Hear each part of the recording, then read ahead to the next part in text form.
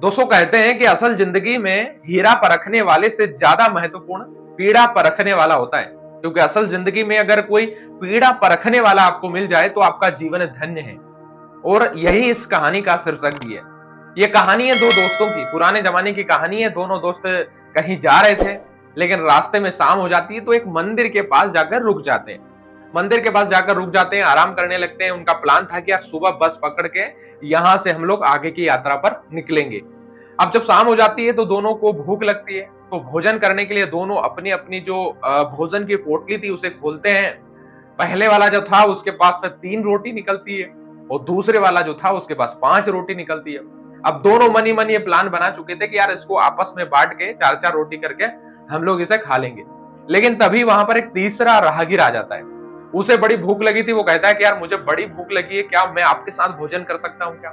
वो कहते हैं कि यार ठीक है, कोई बात नहीं, भूख लगी है तो चलिए, आइए हमारे साथ बैठ जाइए और खाना खा लेते हैं। अब 3 लोगों के बीच में 8 रोटी को डिवाइड कैसे करेंगे? तो इसके लिए वो प्लान करते हैं कि यार हर रोटी के 3 टुकड़े कर लिए जाएंगे, तो ऐसे 8 रोटी के 24 टुकड़े हो जाएंगे और 8-8 टुकड़े सभी मिल बांट के खा लेंगे। और उसी प्लान के तहत जो है वो आपस में 8-8 टुकड़े रोटी के बांट के खा लेते हैं। खाने के बाद जब सुबह वो राहगीर जो तीसरे नंबर का था वो जब निकलता है वहां से, तो वो उनको जो है 8 गिन्नियां देकर चला जाता है तोहफे के तौर पर। वो कहते हैं कि यार नहीं, हमें नहीं चाहिए, लेकिन वो बोलता है कि देखो, आपने मेरी मदद की है और आपने मुझे भोजन कराया है, इसलिए मैं आपको 8 गिन्नियां दान में दे रहा हूं और आप इसे स्वीकार कर लीजिए। अब उन 8 गिन्नियों को वो रख तो लेते हैं, लेकिन उनको समझ में नहीं आता कि यार इसे बांटना कैसे है। तो जो दूसरे नंबर का था वो कहता है कि यार देखो, मेरे पास 5 रोटी थी इसलिए मुझे 5 गिन्नियां मिलनी चाहिए थी, और तुम्हारे पास 3 रोटियां थी इसलिए तुम्हें 3 गिन्नियां मिलनी चाहिए थी। लेकिन पहले वाला बोलता है कि नहीं, ऐसा नहीं होना चाहिए, जब वो गिन्नियां हम दोनों को देकर गया है तो हमें फिर इसे आपस में बांटना चाहिए।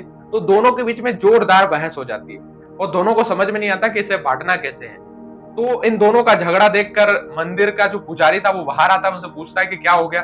तो दोनों राहगीर जो है पूरी कहानी जो है पंडित जी को बता देते हैं। उसके बाद पंडित जी इनको बोलते हैं कि यार आप आपस में लड़ो मत, आप गिन्नियां मुझे दे दो, मैं गिन्नियां लेकर मंदिर में अंदर जाता हूँ और भगवान से पूछ लेता हूँ कि किसको कितना हिस्सा मिलना चाहिए था। वो इसके लिए तैयार हो जाते हैं। पंडित जी जाते हैं अंदर गिन्नियां लेकर और भगवान से पूछते हैं। भगवान जी प्रकट हो जाते हैं और भगवान जी कहते हैं कि इनमें से पहले वाला जो था उसको मात्र 1 गिन्नी मिलनी चाहिए थी और जो दूसरे नंबर का है उसे 7 गिन्नी मिलनी चाहिए थी। अब ये सुनकर तो पंडित जी भी हैरान हो गए। पंडित जी ने पूछा कि कैसे? तो भगवान ने कहा कि जो पहले नंबर का था जिसके पास 3 रोटियां थी, वो 3 रोटियों के जो है 9 भाग हुए थे। उसमें 9 भाग में से 8 भाग तो इसने खुद खाए थे, मात्र 1 भाग दान किया था, इसलिए इसको 1 गिन्नी मिलनी चाहिए थी। और जो दूसरे नंबर का था जिसके पास 5 रोटियां थी, उस 5 रोटियों के 15 भाग हुए थे। 15 भाग में से इसने 8 तो खुद खा लिए और 7 इसने दान कर दिए, इसलिए इसे 7 गिन्नियां मिलनी चाहिए थी। ये भगवान का फैसला था। अगर आपको अभी भी समझ में नहीं आया हो तो फिर आप कहानी के फ्लैशबैक में जाइए, दोबारा इस वीडियो को सुनिए, आपको सारी चीजें समझ में आने वाली है। और इसीलिए कहते हैं कि यार हमारे कैलकुलेशन और भगवान के कैलकुलेशन में बहुत अंतर है। उनका जो कैलकुलेशन है वो अलग प्रकार से होता है, क्योंकि हम जो कैलकुलेशन करते हैं वो सांसारिक जीवन के आधार पर कैलकुलेशन करते हैं, हम अपने जीवन के हिसाब से करते हैं। लेकिन ऊपर वाले का जो कैलकुलेशन है वो बहुत अलग है, और उसके कैलकुलेशन के हिसाब से अगर आप चलेंगे तो भाई साहब आपका जीवन धन्य है।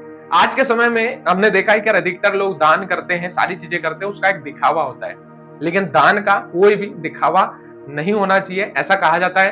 क्योंकि अगर पुण्य प्राप्त करना है तो निस्वार्थ भावना से आपको पुण्य प्राप्त करना है, क्योंकि भगवान का कैलकुलेशन वो बहुत अलग कैलकुलेशन है। उसका कैलकुलेशन हर किसी को समझ में नहीं आता है।